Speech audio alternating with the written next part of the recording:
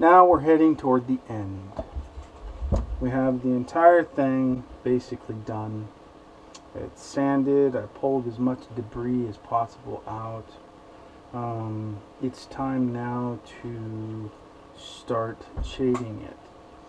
I tend to think that I'm more of a removal artist than I am from the origination of the block and the pattern, just a creator of what I want to see. I tend to think that I've got to remove in order to create, and it seems to be no different for shadowing. So what I will start with is the creation of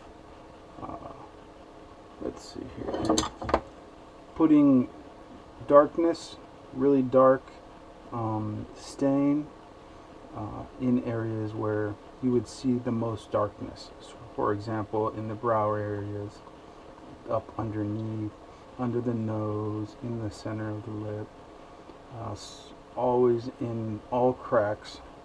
So every one of these cracks will be filled.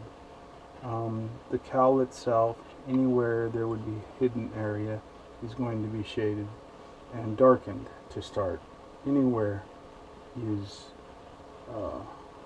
a wrinkle will be filled in. Up here will be a little more difficult. Likely fill all these areas in and then sand off the upper regions. The birds, yes, those as well. The water on the boat, everything will be very, very dark. And I'll come back to another video at that time to show you, but it will look like I ruined the work that I've created. However, it will turn out great. It just has to go through that process first. So at this point, I will start applying stain.